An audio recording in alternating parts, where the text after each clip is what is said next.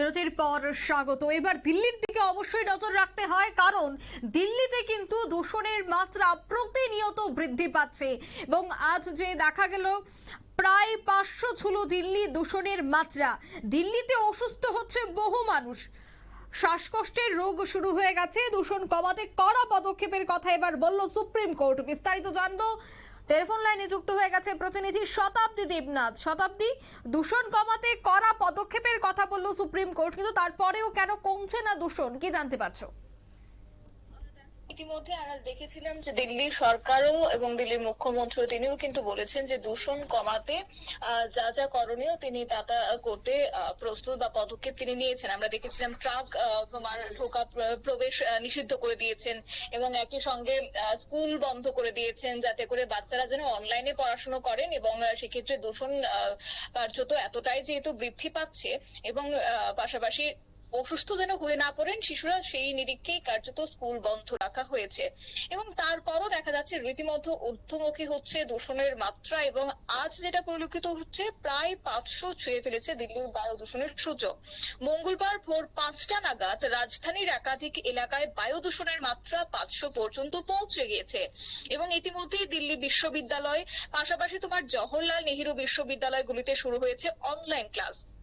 কেন্দ্রীয় স্বাস্থ্য সচিবও নির্দেশিকা জারি করেছেন যে এই যে ভয়ঙ্কর বায়ু দূষণ হচ্ছে তা মরশুমে সব থেকে বড় বা সব থেকে বেশি বায়ু দূষণের প্রভাব চলতি বছরে। এবং এই আবহে প্রত্যেক রাজ্য এবং কেন্দ্রশাসিত অঞ্চলে যেন ক্যাম্পাসের পরিবর্তে অনলাইন পঠন পাঠনের ব্যবস্থা করেন, সেদিকেই কার্যত কেন্দ্রীয় স্বাস্থ্য সচিবও নির্দেশিকা দিয়েছেন। এবং ইতিমধ্যে বায়ু দূষণকে মেডিকেল ইমার্জেন্সি হিসেবে ঘোষণা করেছে দিল্লি সরকার। আর গতকাল দিল্লির বায়ু দূষণ চলতি মরশুমে সবচেয়ে খারাপ পর্যায়ে পৌঁছে গিয়েছিল। দিল্লির বায়ু দূষণের মাত্রা ছিল 481 AQI। আর মঙ্গলবার আরো বেড়েছে দূষণের পরিমাণ, যেটা শুরুতেই বললাম। এবং কেন্দ্রীয় দূষণ নিয়ন্ত্রণ বোর্ড সূত্রে যেটা জানা গেছে যে এদিন রাজধানীর দূষণের মাত্রা উঠেছে 494 AQI পর্যন্ত। এছাড়াও দিল্লির একাধিক এলাকায় তোমার দূষণের মাত্রা 500 ছুঁয়ে ফেলেছে।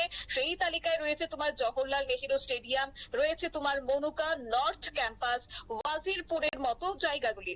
আর এই পরিস্থিতিতে সোমবারই কেন্দ্রীয় স্বাস্থ্য সচিব তিনি নির্দেশিকা জারি করেছেন যে সেখানে বলা হয়েছে যে রাজ্য এবং কেন্দ্রশাসিত অঞ্চলগুলিতে যাতে করে অনলাইন ক্লাস শুরু করা হয় এবং শুরু করা উচিত বলেই তিনি দেখছেন।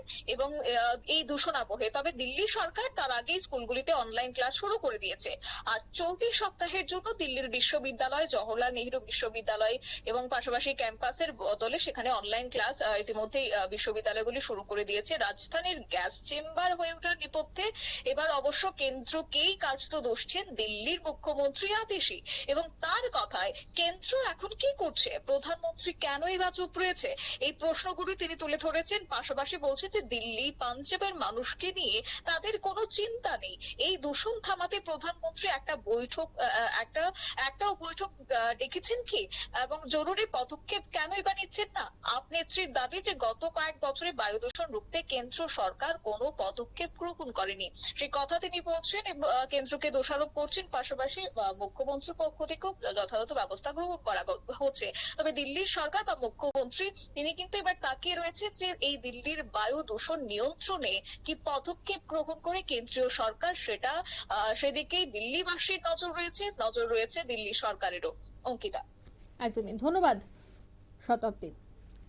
তারপরেও আমরা দেখতে পাচ্ছি যে একাধিক ভাবে যখন দেখা যাচ্ছে চাপ সৃষ্টি করা হচ্ছে, দূষণ যেন খুব দ্রুত কমানো যায়, সেই বিষয়গুলি বারবার উঠে এলেও এখনো কিন্তু কমেনি দূষণ। প্রতিনিয়ত গ্রাফ কিন্তু ঊর্ধ্বমুখী, মাত্রা কিন্তু বাড়তে শুরু করেছে। আজ 500 এবং আগামী দিনে যে আরো বাড়তে পারে সে আশঙ্কাও কিন্তু করা হচ্ছে। তাই আগামী বছর যেন এই চিত্র আর দেখতে না হয়, তাই দিল্লিবাসী চাইছে যে এখন থেকেই যেন সরকার এই বিষয়টা নিয়ে চিন্তা ভাবনা করে। অন্যদিকে কোনোভাবেই কিন্তু পরিবেশবিদরা নীরব থাকলে হবে না, বিভিন্ন জায়গায় অ্যাওয়ারনেস ক্যাম্পের মতো বিভিন্ন কর্মসূচি করতে হবে বলেই মনে করা হচ্ছে। নিয়ে নিচ্ছে মুহূর্তে ছোট্ট একটি বিজ্ঞাপন বিরতি, সঙ্গে থাকুন।